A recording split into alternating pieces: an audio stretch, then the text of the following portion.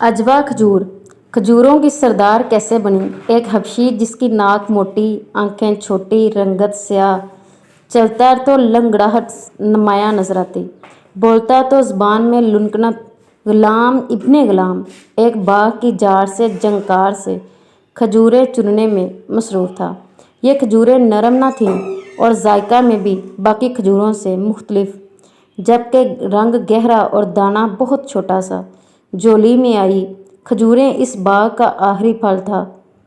वो शहर में इन्हें फ़रोख्त करने का इरादा रखता था ताकि कुछ पैसे जमा हो सकें, मगर कोई इन खजूरों का तलबगार न था।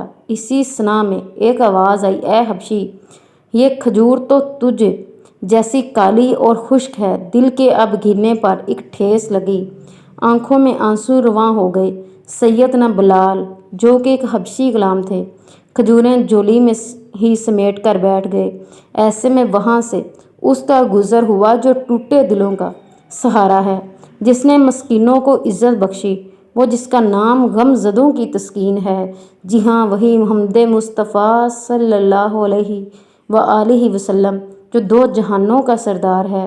आपने बिलाल रज़ियल्लाहु ताला अन्हा से रोने का सबब पूछा तो सैयदना बिलाल ने झोली खोलकर सब माजरा कह सुनाया। रहमतुल्लिल आलमीन सल्लल्लाहु अलैहि वसल्लम ने बाज़ार की जानिब रूहे अनवर मोड़ा और आवाज़ लगाई, लोगो, ये खजूर अजवा है, ये दिल के मरीज़ के लिए शिफा है, ये फालज के लिए शिफा है, ये सतर अमराज के लिए शिफा है।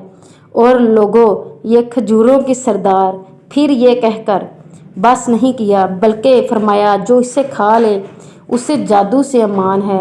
मंजर बदल गया।